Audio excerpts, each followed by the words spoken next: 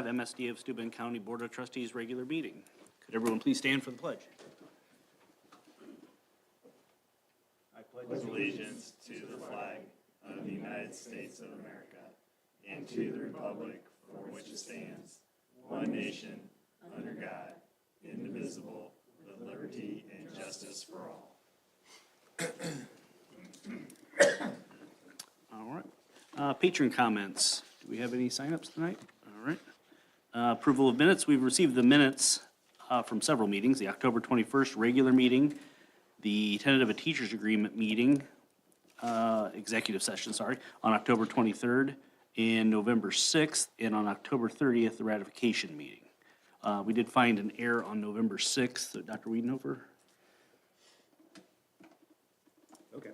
Anyways, board, thank you very much. Yes, thank you to Mrs. Maggart for catching this for us. When we did members of attendance and absent, we did a little bit of switching around.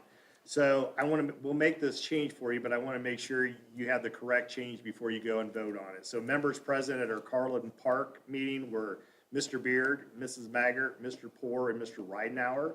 Those board members that were absent were Mr. Archbold, Mr. Caswell, and Mr. Sturry. So I want to make sure that those are corrected for the vote tonight, and we will adjust the paperwork afterwards. All right, thank you. Any further discussions regarding the minutes? All right, do we have a vote? Or a motion, I'm sorry. I'll make a motion that we approve all the minutes. Second that. And the vote, please. Mr. Archibald, Yes. Mr. Beard, Yes. Mr. Caswell, Yes. Mrs. Maggart, Aye. Mr. Ridenhour, Yes. Mr. Sturry. Thank you. Motion carries 7-0. Approval of claims. Any questions, comments regarding claims? Do we have a motion on claims? Make a motion that the claims be paid. I'll second. The vote, please. Mr. Archibald, Yes. Mr. Beard, Yes. Mr. Caswell, Yes. Mrs. Maggart, Yes. Aye. Mr. Ridenhour, Yes. Mr. Sturry. Motion carries 7-0. Personnel considerations. Dr. Wiedenhofer. Board, in your packets this evening, you do have the personnel for this evening. You have some reassignments, new hires, terminations, and reassignments and transfers. So I ask that you approve those as presented. Do we have a motion? I make a motion that we go ahead and approve the personnel considerations. I'll second. And the vote, please. Mr. Archibald, Yes. Mr. Beard, Yes. Mr. Caswell, Yes. Mrs. Maggart, Yes. Aye. Mr. Ridenhour, Yes. Mr. Sturry. Thank you. Motion carries. Next up, we have special reports. A school safety update. Mr. Hall.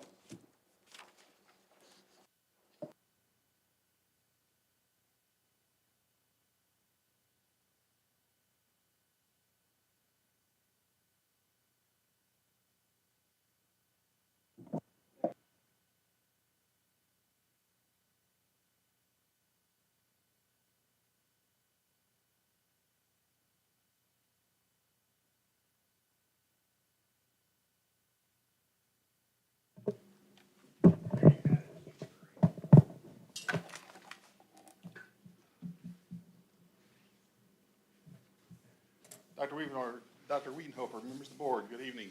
I'd like to present this year's first part of the safety report.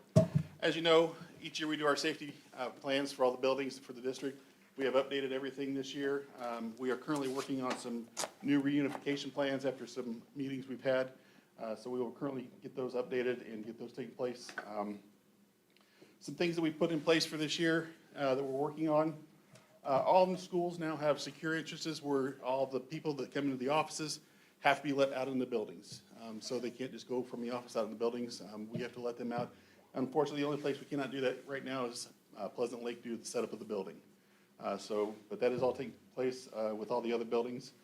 Some issues that we ran into, and Officer Lanou and I have worked on that with building grounds, is the fact we got a lot of trees blocking our camera views on the outside. So we are working to either trim the trees or see if we possibly need to remove the actual tree itself. But we found out a lot of them could be just trimmed up, and then we'll get a lot better camera view going on. So the worst one, I think, was over at Henry Park, where one of our outside building cameras, no matter what we did, all we saw was a great big tree. So, and that's not good when we're trying to see outside of, anything going on outside of a building. This year at AHS and AMS, we're gonna pilot a new secure pass system. What it is a pass that's electronically monitored, whereas we can set up and control the number of students that are in a hallway. We can determine if we've got students we don't want in the hallways together, we can control their passes at the different times. And so it's a lot of things that help with the safety, the fact of who's gonna be in the hallways when, and it's controlled by the administration and the teachers, so we can determine who's gonna be in the hallways when. Along with that, we'll be piloting in that program a new visitor management system, which will come in, and people that visit the buildings will have to scan their IDs, and it checks against the national databases to make sure there's no problems with them coming in the buildings. And if that works out, I'm hoping to then eventually get it into all the rest of the buildings for the visitor management system. However, the elementaries, I don't think, need the pass system as much as the middle school and the high school, so we'll just leave that in those two buildings right now. So that will be implemented as soon as we get everything finalized, hopefully by the start of the first of the year. So it's all in the process right now. We're getting ready to go through the launch phase of that. It's all done through the Chromebooks. Yep. It's all initiated through the Chromebooks. The teachers do everything through their Chromebooks as they're doing that. And then administration gets to monitor it right there on the computers, see who's going where, and we know who's in the building, where they're at in the building at the time, or where they're supposed to be in the building. And then through the camera system, we can monitor if they're not there, then we can figure out what's going on with them. So this is something they have to know ahead of time if they're telling them, because there's no way you can go in and they can have that checked immediately, is it? They initiate a pass on their Chromebook, and the teacher either approves it or denies it, and it pops up on our system. If we have the system up, open our computer, we see what's going on with that at that time as well. Is somebody coming in To, the building? Is that what you're talking about? no. Oh, you're talking about the visitor management system? Yeah. Yes, well, they'll come in, we scan their ID, and it prints off a little, badge. And then if they want to go out the building, then we will slide that badge into a ID holder that we'll put around their neck. And then they'll go out the building, and then when they come back, they'll turn that into us, and they'll check out the system, and they'll go. And that is also monitored by the administration to see who's in the building and how long they're in the building, what they're doing, where they're going in the building, things like that. I'm sorry, I was talking about the pass system. So the pass system, they have to have their Chromebook with them in the hallways? No, they just leave that in the room. It's just, it tells us where they're going and where they're supposed to be going. But they'll still carry a little pass card with them when they go, like the little restroom passes I made for them. They have little restroom passes like these that all the teachers have in their rooms that I made for them, that they'll still carry those that they know they're supposed to be in the hallways, so. Is this to help keep track so they're not 15 minutes out of class, you can track it down to where they're like 2 or 3 minutes out of class? Correct. This is gonna tell us how long they're in the halls, where they're going, things like that. Because once they get back, they have to close that pass as well, so. Are they only allowed a number of passes per semester, or do they have an unlimited range? That will be determined by us, but right now, basically, they have unlimited passes. It's up to the teachers. Even though we like to restrict it, but the teachers have been determining that right now, so. But that will be changed hopefully soon. And then, obviously, all the schools have implemented Crisis Go. And if you look at the slides here, I'm missing one of them because it was a custom-made sign. But at the high school, we've posted signs that at the entrances that the school is tobacco-free, alcohol, tobacco, drug, and weapon-free, as long as the school is monitored, so people know that the cameras are running all the time when they come in the building. The last sign says, please remove hats, hoods, and sunglasses before we enter the building, as a safety factor for when people come in the building. Some protocols that we run, obviously we still run our fire drills monthly, natural disaster or tornado drills. The man-made occurrences is also now called the armed intruder drill. And then bus evacuation drills, they run those, one front, one rear. And then canine searches, the high schools adopted a different version of that. Instead of having dogs come in, locking the entire building down and running the entire building, we've opted to certain different weeks throughout the year. We've been looking towards different times like breaks, big events coming on. We'll take during one class period, and we'll close down one hallway. We'll run the dog through that hallway, and then we will take him out and be done with it for the day. And then we'll take a different week, close off another hallway, run the dog through that hallway, and be done with the time. And that way we don't have to line up a bunch of dogs to come in. We can pull the dog that's on the road working that day, and he just stops by, runs the hallway, and we're good to go. So Still checking the parking lots too? we have not yet at this time. The main thing's been in the lockers inside with the timing of everything. So, but eventually the next thing is, I would like to do the parking lot at one point. But if we do the parking lot, that's the day I want to set up and bring more dogs in because I can't have just one dog run the parking lot. So they're talking all parking lots, they go through the whole school. Say that one more time, I'm sorry. Student, teachers, whatever, are they talking all parking lots, or they just check to see if it's students? Usually if we do a parking lot, we just do students. One of the things that we'll do is like we get Officer Noel, who has a new little puppy starting, that will be our newest in-version canine, feline dog, however we're doing in there. Yeah. He's going through those motions, we're learning, getting the training to do that. It's nice when your SRO has that because then you can do it all the time throughout the day, middle school and kind of high school, just getting the dog out and about to do some of those things, and it helps keep kids a little bit more honest, so to speak. So there are different times, like, I like what Chris is doing, because one of the things we usually see a lot of, especially before spring break, Christmas break, a lot of those fall breaks, we'll see an increase of, we'll try to bring some things into the building, and that's a good thing to kind of go through. One of the new things that we implemented this year, or past, actually about a year and a half, is we added Officer Knoll, Officer New, and myself went through training. As a matter of fact, we hosted it at Angola High School for 2 years, and we got free training because of it. The ALICE protocol, which is the alert, lockdown, inform, counter, and evacuate. And we've tied that together with the I Love You Guys Foundation protocol, which is the hold, secure, lockdown, evacuate.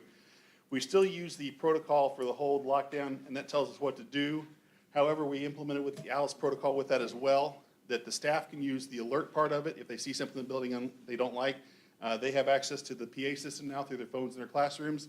All of them have radios in their classrooms as well, that they can call, if they need to call a lockdown, that they can call that, and then we can go figure out what's going on. They can also, through Crisis Go, they can set up a lockdown and turn it on, and then we can figure out what's going on from there. So different things, protocols we're putting in place and training staff to do. But the nice thing about the ALICE, if we have an armed intruder come into the building, knock on wood, we don't want that. But if it's in one part of the building, the other part of the building actually evacuates out, gets out. Whereas before, it was set up that everybody stays in the building, stays locked in their rooms until we let you go. So we don't want that happening anymore. We want the people, if they can get out safely from their building, get out and get safe themselves to our rally point, which is usually the football field. Unless something's going on there, then we've got other places that we go. So that's part of that new ALICE protocol that will allow us to do that. So that's why we're trained on that and implemented that last year at that time. So the next slide is just an information slide for you, things that we're fighting with the vapes. As you can see, they are in all shapes, forms, and sizes now. There is no, it's hard to detect them. We're doing our best. Thank goodness the vape sensors are working for us. We have been very lucky on those, catching those, but I just wanted to give you pictures of what they're looking like now coming across the market. There's even, a basic inhaler, Tic Tac jars, even key fobs. So those are straight off the internet of pictures coming from police forces. So that's what we've got.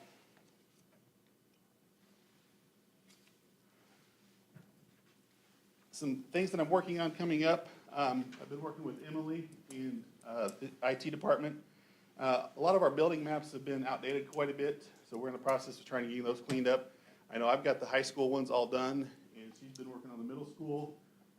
I've been trying to get to Pleasant Lakes, but get them done. But it's a slow process. We'd like to get those all updated and cleaned up, and then put them in the new Incident IQ program that they use for technology tickets and things like that, so that what we can do is have all those updated there, as well as then they're also going to be updated into Crisis Go, so that first responders have updated current maps to that as well. So if there's an accident or something that goes on, they have access to all those new updated maps should a crisis happen. Because currently they have access to all of our safety plans, but they have maps that are currently not true and current. They have the older outdated maps, but we are changing that as quickly as we can. I would like to get out in the buildings more and meet with the safety teams. I've done some of that, but it's a slow process because schedules are tight to get combined with each other and get those taken care of. I've started sending out more information that I find coming across newsletters. As a matter of fact, I sent something out today about some new drugs that are coming across. They're sold in gas stations and how they're affecting students. So there's just different things I'm trying to keep staff informed on and get that information out to them. The big thing I'm looking forward to, and I think is going to be an exciting thing, is I set up and started, and we're going to have our first meeting before Thanksgiving break, is a new Student Safety Advisory Committee. I've got 25 students, roughly 5 from each grade level, that I'm going to meet with Officer Lanou. Again, they're basically going to be the group, they're going to be the liaisons between the student body and the administration.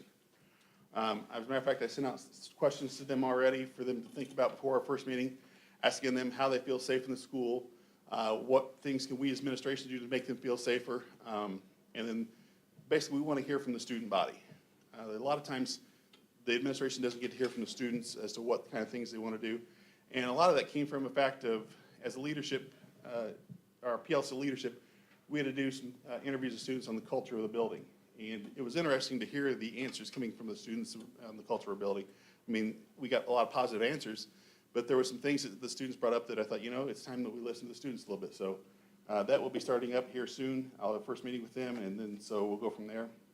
And then hopefully this summer, if everything works right, we are going to set up between first responders, I think they use Trine, and everybody else, an actual reunification attempt that we would run through if an actual event would occur, using our administration, first responders, Trine students, and a lot of other people that use our buildings, use our actual reunification site, and make it happen like an actual event occurred. So with no more details right now because we're still in the process of putting all this together, but if that gets taking place, my goal is, and it looks what I think it looks like, that will be a huge experience for us, and it's something that needs to be done. So that way our administration, our principals and things like that know what's going on should something occur. These two guys right here have been a huge help for me. Anytime I need anything, they are there to help me out. So I want to give a huge shout out to them. So if you guys see them, please thank them. They've done a fantastic job for me this year and helping me out with a lot of things. So when we stress safety, a lot of things that we look at, why do we do this? Is because we have students, these people right here at the end of each year, we want to get them all across the stage, get the diplomas to them, and not have to worry about anything going on. So that's the biggest reason. And then one last thing I want to leave you with, and I think I've read this to you before, it doesn't matter how much money we spend on the safety protocols, safety systems like that, the biggest thing that we can run into is human error. So that's why we do all these trainings and everything, and spend our time with the staff training them, is to try and avoid that human error so that we have everybody ready as we can. So that is the update. Any questions from anybody? Basically going on high school right now, what you're talking. The, This, you said there's 20 or 25 students there on high school. correct. They are my students, grade 9 through 12. Yes. All cutbacks, are we noticing cutbacks in safety as far as our SROs go, as far as funding? That I can't answer.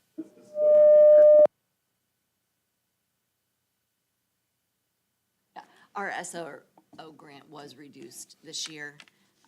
The applications that the state receives, they fully fund SROs first and then other projects. This year, they did not have enough money to fully fund the SROs. So we had a reduction in what we had requested versus what we were granted. So it was just a $5,000 difference this year, but it's kind of been a trend that we're seeing.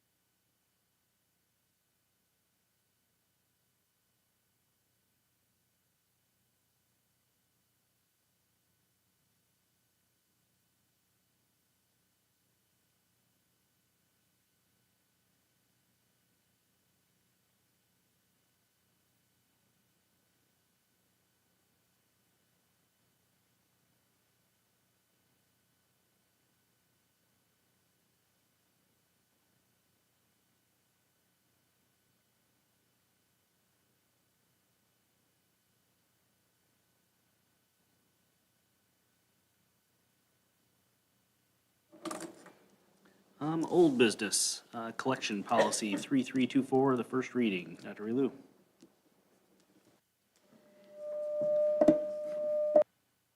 So, Board, I have several policies that are either new legislation or are policies that we are just in a review process going back through. The first one you have here is 3324 on our collection process. The state made a change requiring that we make the effort to fund any money that we would have left over in a student account rather than the family having to file a claim for that money that's in that account. If we know we have it, we need to make sure that we're the ones making the effort to get that to them. I think that's been our practice anyway, but we want that to be the policy that's reflected there. So you can see the language stricken out and the replacement language for that paragraph.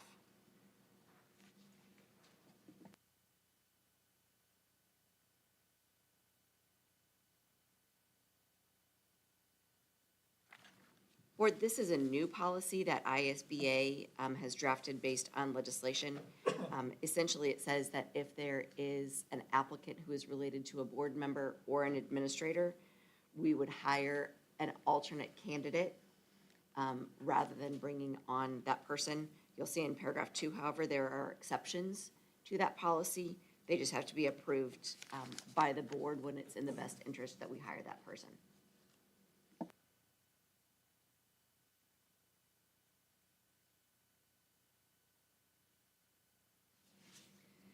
So Board, we have had a tag policy that has come to you every year in the same form.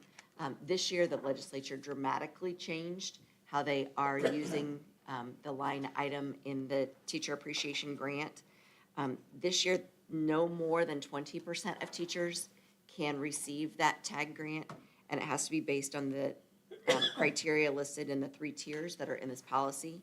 This policy mirrors exactly the guidance from the state that was based on that bill that was passed this year. This year, our allocation is about $87,000. All of the teachers who serve as mentor teachers for us applied this year and had to demonstrate all of the criteria for Tier 2 in their application in order for us to hire them as mentors. So all of our mentor teachers are meeting that Tier 2 stipend amount. We have 16 of those, and fortunately, that's our $87,000. We're short a little bit to pay our share of the benefits on that, but we'll write that into another grant and get that covered. But I'm bringing that change to you. The old policy you can see on the second page is stricken out. Thank you. Habitual truant policy 4322, first reading. This is an additional policy also based on new Indiana code that defines habitual truancy. This is unexcused absences for students who are the ages of 15 to 18. And then it defines the action that the school must take if students are identified as habitually truant.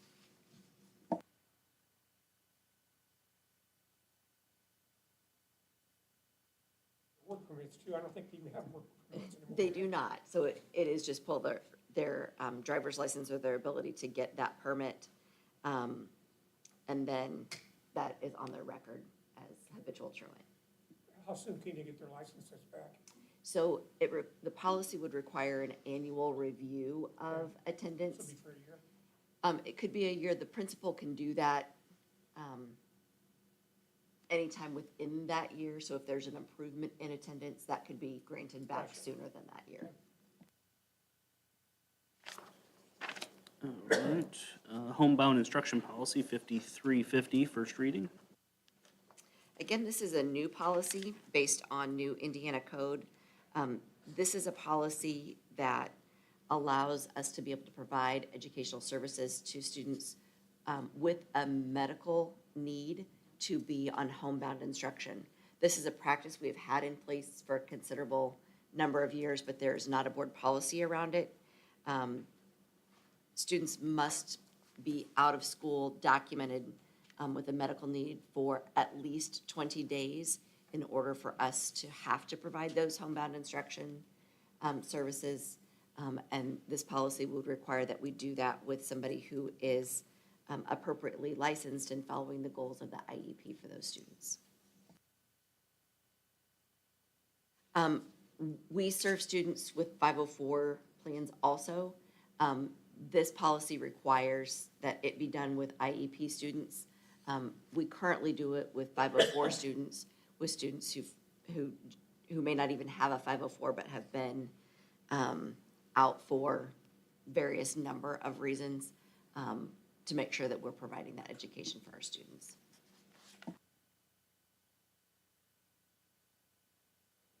Thank you for that. Policy update 4111, this is our second reading. Dr. Wagner. Mr.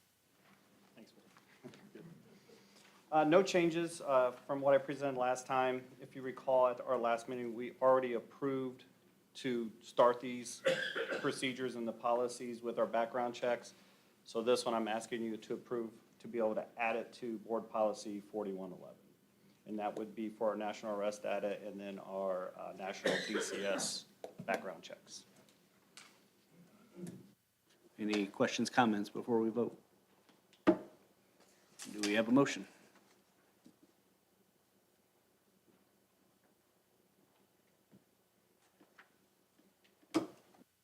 Make a motion, we approve? A second. And the vote, please. Mr. Archibald, Yes. Mr. Beard, Yes. Mr. Caswell, Yes. Mrs. Maggart, Aye. Mr. Ridenhour, Yes. Mr. Sturdy. Yes. Thank you. Motion carries. Let's see here. Last up is the 2029-2030 school year calendar, first reading. Dr. Wiedenhofer. The academic calendar for the school year 29-30. Basically just rolling it over from what we have done in the past. Watching that graduation date as the IHSA changes their calendar every 7 years to see where it rolls. Right now, we have it scheduled for that June 6th. So any questions, comments, concerns? June isn't on here, I take it that's a Friday. Let's see, the first should be a Saturday. Thursday. Yeah, Thursday, June 6th. Yeah, so let me jump in here. I want to assist, tag team in with Mr. Wagner here. This is always a contested. We always put 3 years out. Parents love it because you can plan your parties. They can kind of get family coming in. We work in conjunction with a lot of our schools that are around us. So you've seen that board that's been up in our conference room. Hamilton started the same time we did this year. Fremont started the same time we did this year. And I think maybe Prairie Heights was a couple days beyond us. We all talk as superintendents because we understand that we use a lot of the same resources that we really try to buddy up on when we start on school. We take we take some hits because we start so early. What I will tell you, board, is I got to get 90 days. We got to have 180 days in there. It's 90 the first semester, 90 the second semester. So what we have kind of pulled up here a little bit is 6th and 7th. We have teachers who kind of report back to us. And then our go date is on that Wednesday, August the 8th. If you go into October, the teachers and students and parents, we've gotten a lot of feedback from this. They enjoy that 5-day fall break in there. And then you have Thanksgiving break, and then we're recommending it's a full 2 weeks off of Christmas, and then we bring teachers back on the 8th to get ready with schedules and some of those kinds of things. So if you go back in September and October, you'll notice some of those days that are in orange. Those are our waiver date. Well, are those waiver days still, Dr. Relu? There are professional development days where, our kids go on e-learning. We bring our teachers in to do some professional development opportunities because we do have those waivers. So if you look down for the first quarter, goes from August 8th to the 12th. That's 47 days. Second quarter, 42 days. Very similar to what we have second semester. So I've had lots of conversations with parents. Dr. Wiedenhofer, can we start the third week or the second week of August? You sure can, but then I have to start looking at, there is no fall break. We'll have to take away those 5 days to make up, or we start cutting Christmas break down to a week and not 2 weeks and doing some of those kinds of things. So it's one of those things, you can't have your cake and eat it too. We're trying to put things out that kind of balance good breaks off for both parents and kids. If you look at that second semester, come back on January the 8th. February has a professional development day in there, and then March, I know because Mrs. Megger's going to ask me, we go back to spring break to that traditional last week. But sometimes it's all, your schedule gets driven by where Christmas ends up and where is Good Friday and Easter and some of those. Easter is very late next year, or in 29th and the 30. So, the last week of March, and then I think in April of 2030, Good Friday's on that 19th, and then Easter's on that 21st. The way the calendar works out and to get your 90 days, the only thing I'm not a fan of is we have to come back one more day after Memorial Day just to get our days in. And that'd be a staff day, so to get our time in. So these are things that Dr. Rell, had already had good conversation with teachers during discussions and brought it to them. We're always anxious in their feedback and kind of where they are and what they think about some of those things, but this is staying pretty consistent with what we've kind of brought to you in the past. So I'm happy to answer any questions. This is simply a first read. We're bringing it to you and certainly can have additional conversation. We will have to talk about graduation like Mr. Wagner. We ran into it this year right now where we had it on a Thursday. The ISHA likes to run their regionals on that Thursday. We'd much rather have our kids not have to pick between going to a track meet or graduation. So we'll move our graduation over to Friday for this year. We'll probably have to do the same thing. We'll confirm on it, but we'll move graduation off of a Thursday and move it to the Friday pending your approval. It'll be done ahead of time,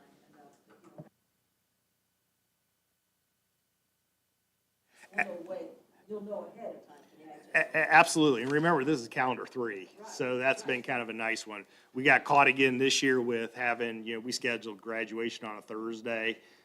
Mr. Lance and Mr. Haven called us promptly and said, hey, they're doing that again. Can we shift over to a Friday? Absolutely. We're just talking about where that venue is going to be. I wholeheartedly think that our graduation needs to take place inside so that we don't have to have weather delays.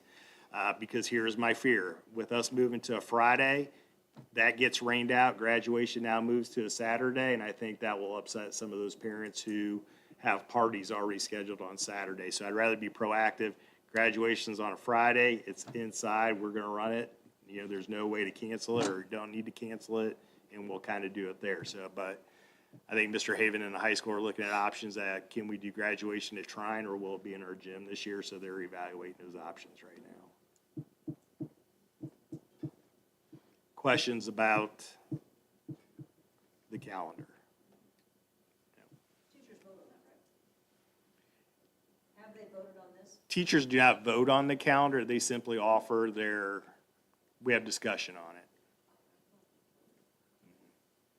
Why are we waiting? Yep. And I know a little bit of history on this. Why are we waiting 2 weeks for graduation after the kids are out there? I think part of it is, we've had some good conversation with that, Mr. Reitenauer. Sometimes, you get Memorial Weekend. I know this is a Lake community. They like have family come in. It takes up a good chunk of the week. And then try to get kids around or even teachers and to do all of our stuff to do that. We talked about doing that on a Friday right after Memorial Day.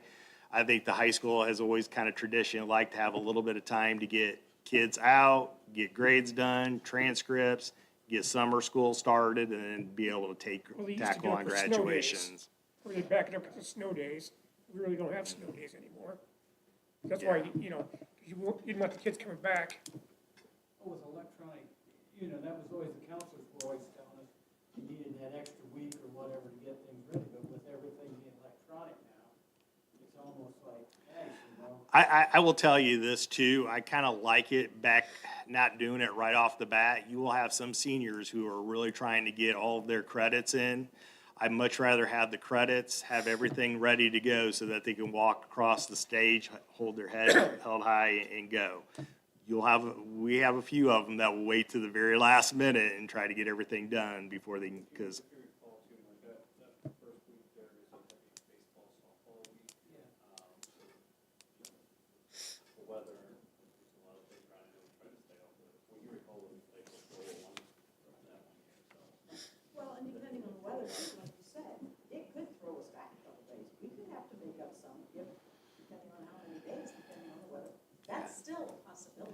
We have, and, talking with teachers, they much rather, instead of adding a day to the end of the schedule, they would rather do those live e-learning days and keep going. So I have, my concern with that and our discussion with teachers is I get a little nervous because our weather pattern up here in Angola, you're either gonna get it or you're not. And when we get it, it really puts us out of commission for a little bit.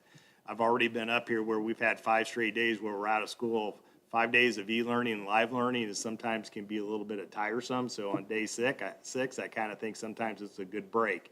But I'm still responsible for making that day up. So where we take that day is we add it to the end of the calendar year. Because we can only make up so many with e-learning, right? We can make up as many as we want with e-learning? We can. It's all about how we do it. It's a self-paced day versus live learning. So we have some different modes. Buffering a few more days in there allows some students that need to come back for summer school to finish up a credit or take a little bit more time to finish those classes. Yeah. But if you would.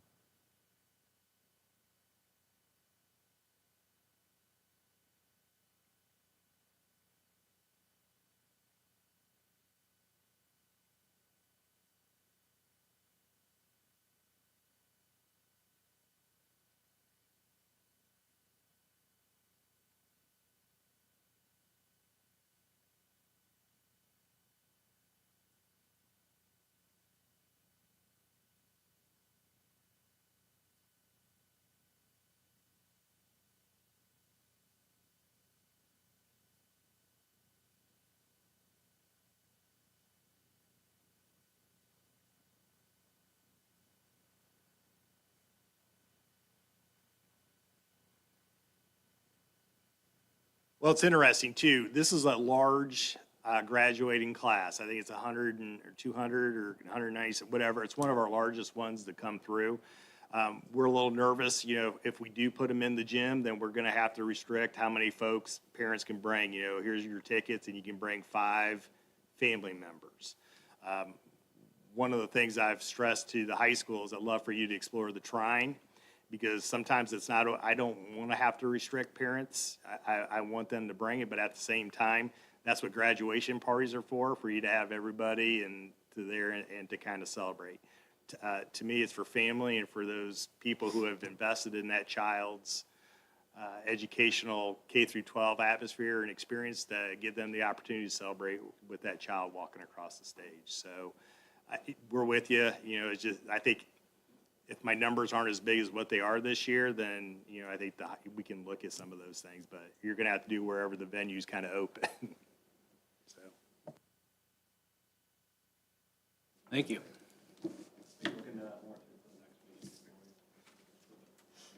All right. Board discussion. Anyone have anything they'd like to discuss? You looked at me like something's wrong with me. Going to new business now. Oh, yeah, we don't have anything there. We have common school loan, Dr. Relu. Board, I'm asking your permission to apply for and accept the Common School loan. We apply for this loan every fall. It gives us $100 per student annually. That pays for our Chromebooks for students in grades K, 5, and 9. It also pays for our content filtering and our classroom displays. So I want to be able to get those ordered as soon as we get the approval of this loan. Do we have a motion? I make a motion, we go ahead and apply for the common school loan. I'll second. And the vote, please. Mr. Archibald? Yes. Beer? Yes. Mr. Caswell? Yes. Mrs. Maggart? Yes. Aye. Mr. Ridenhour? Mr. Yes. Thank you. Motion carries 7-0. AHS and AMS course request, Dr. Relu. Board, tonight I have a few different course requests for your approval. The new diploma requires that students have a communications credit as part of their diploma requirements. So we would like to add speech as one of the new courses. That would be a course that all seniors take, and it will replace a semester of English 12 to meet that new graduation requirement.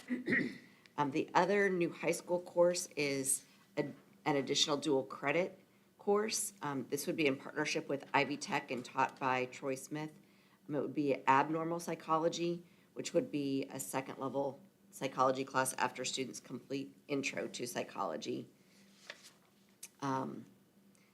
So both of those would be at the high school level, and then at the middle school level, with the new diploma requirements, as we are kind of mapping the student experience going through, and looking at kind of where the state is moving things, they really want that senior year for all students to be able to include work-based learning or an apprenticeship, a minimum of 150 hours of work-based learning for our employment seal students, or 650 hours of work-based learning for that employment seal plus.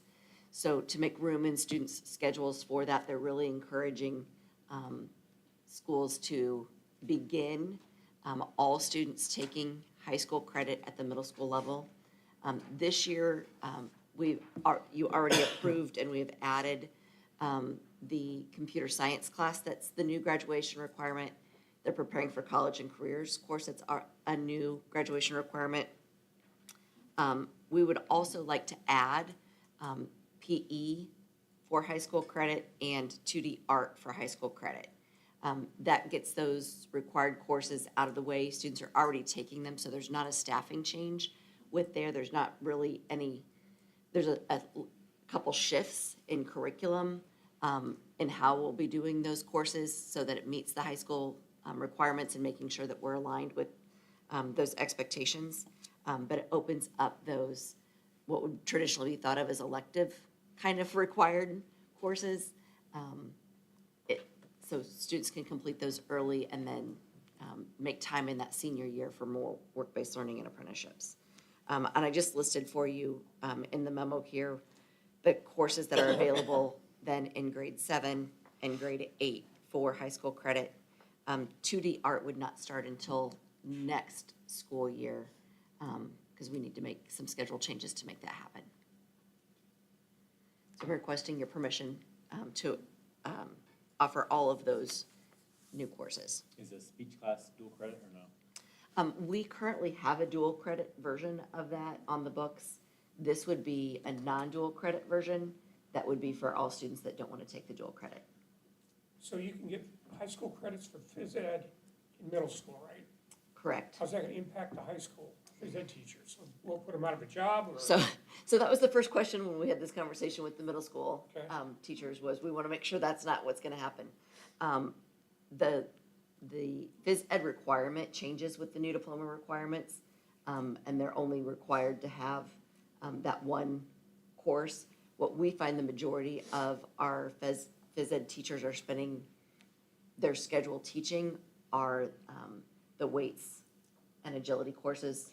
And we fully expect students that want to continue to PE will be able to now start that as freshmen and not have to take PE 1 before they can start the weights. So we really don't think there's going to be a lot of impact on the scheduling because of that. So how does a seventh grader take PE one and PE two? So if they are taking PE, just like they would in high school over 2 semesters, then they would be able to get both of those credits. Are you offering eighth grade PE? So we offer 8th grade PE. 8th grade PE is a quarter-long class and will remain a quarter-long class. At the 7th grade level, we would extend that, so it would be a credit for students taking 2 quarters in 7th grade this year, or next year it'll become a semester-long class for all 7th graders. What about eighth grade? So 8th graders will still have the option of taking it for a quarter or multiple quarters in 8th grade, but they will already have met their credit requirement, so we won't do it for additional credit. Can you get a PE credit for taking band? You can get a PE waiver Okay. for taking marching band. Okay, marching band. Yeah. Eliminate that, which will reduce a lot of silly paperwork. Let's see, our high school class gets so small, you couldn't have a tug of war or something. You know?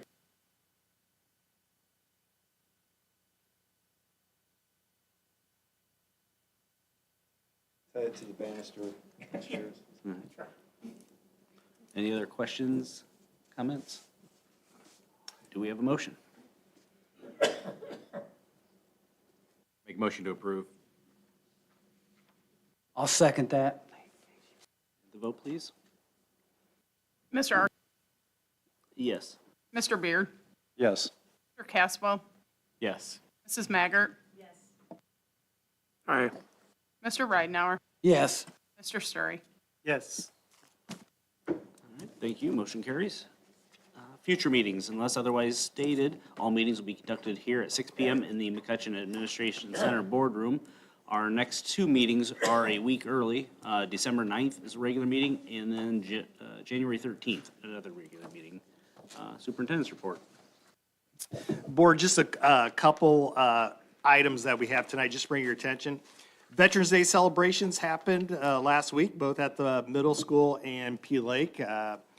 Very well attended by some of our veterans in our community and some of our folks that we see, especially at that time. So it was a great opportunity to meet with them, breakfast and those things. Same thing at P Lake, so congratulations to Mrs. Clary and Mr. Boer and Mr. Bowden on putting outstanding performances together. Just a reminder, we do have at Angola High School, the fall play will start taking place November 21st and the 22nd at 7 p.m. and then on November 23rd at 2 o'clock. And that is entitled Almost Maine. And if you had a chance the other day, Katie Davison, who is our theater director, was on WLKI. So it was a nice opportunity to get out there and kind of put her program out there just so people kind of know about it. And then we also, it's that time of the year, Christmas concerts are on their way at our elementaries and middle school. So we ask parents to contact schools or watch our websites as we start publicizing all those Christmas concerts that are coming up. Just a couple of other things just to make you aware. We want to give a note of thanks to Midwest Eye Consultants. We'd like to thank Dr. Blaine Thorpe and Madeline Thorpe and their team from Midwest Eye Consultants in Angola for volunteering their time to visit each elementary school. They did vision exams for all of our first graders. We had a lack of providers who were willing to come in and kind of help us and do that, so we were thrilled that we were able to get those two doctors into our buildings and to see our little ones. And that's kind of a state mandate, so we were very fortunate to have those folks. Want to give a huge shout out to Dawn Carlson Grubb. She's one of our instructional coaches over at Henry Park. She was recognized as one of our instructional coaches whose outstanding impact was recently celebrated in the Cell Literacy Cadre newsletter. This went out to multiple coaches and administrators throughout the state. So having one of her own recognized for the great things that she does. And one of the things that is kind of outstanding is I'm starting to get some nice feedback from teachers calling her coaching time refreshing, powerful, and noting that their teachers feel elevated during their work together. Another teacher credits Dawn for making her a better teacher overall. So having those instructional coaches out in our elementaries are making a significant difference both to our students and to our kids. It just elevates our teaching. So we wanted to give her a shout out. Today was just kind of a long day. I want to give this huge shout out. We had a cut line, broken line that knocked out the power at Henry Park. At Trine University, Cameron Hospital, we're having some issues which limited our ability to service our kids and our teachers, which forced us to kind of move off school grounds. So to try to transport and get kids through the lunch line, get K through 5 kids on buses along with staff and get over to the middle school where we could provide a safe environment was no easy task. But Mr. Hiska and his bus drivers, they assembled within 20 minutes to give us 7 to 8 buses so that we could get those kids transported over to the middle school. That is a large feat in itself. Kudos to our school drivers for repurposing and pivoting. Mr. Bout and Mr. Boer for their quick actions in getting prepared for the kids. The middle school secretaries got bombarded with calls, but handled them with grace and kindness and did a great job of making sure that parents knew where to come and pick up their kids and did an outstanding job. Mr. Stelforn and the teachers at Henry Park were fantastic.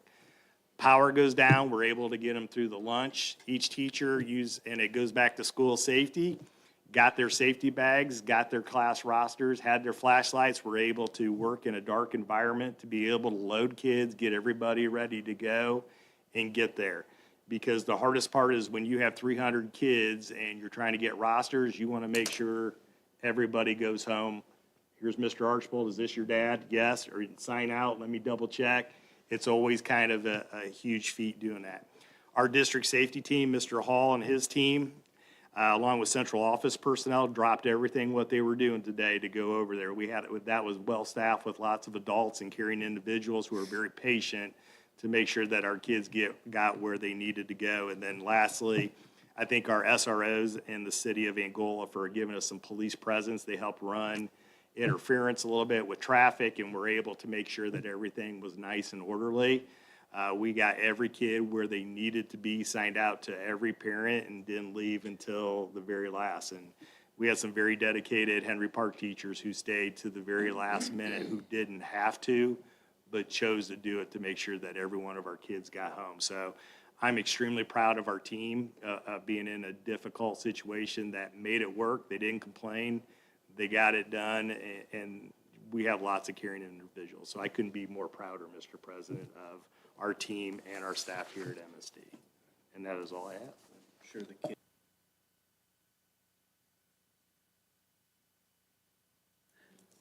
Any board member communication?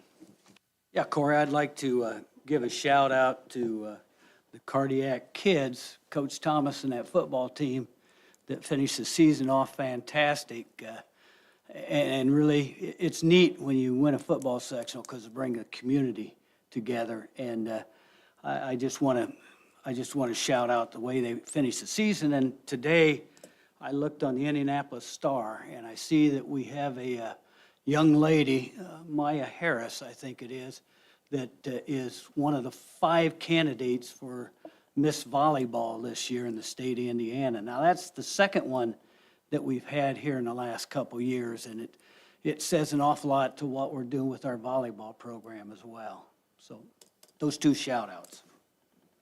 And one other thing to add on to yours, Mr. Ridenhour, not only did our football extended their season, but our marching band extended their season.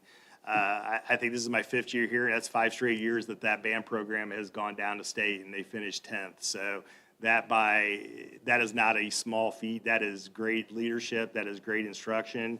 And that's kids buying into the program to make it a strong program. So kudos to Mr. Myers and Mrs. Lank on an outstanding band season. I just want to thank Mr. Hall for I don't think people realize how big of an issue. We know safety is extremely important, but don't realize what all goes into it and how much work it takes to have a program like we do and working with all the different departments and things. So thank you very much for that. One last thing. Last week, the Angola City Redevelopment Commission voted to extend their TIF area. The old TIF area ran along the Highway 20 corridor, and that commission was what they were set up for had been completed. So to continue it, they expanded the TIF. It now includes the Highway 20 corridor, pretty much the town square and a few blocks off of that, and then running north out past the big box stores. And they're looking for development in that area, and collecting part of the funds that would normally come to us will be used for that development. So hopefully giving up a little bit now will bring us bigger returns in the future. Thank you. If there's nothing else before the board, do we have a motion to adjourn? Make a motion, we adjourn. All in favor? Aye. Thank you, everyone.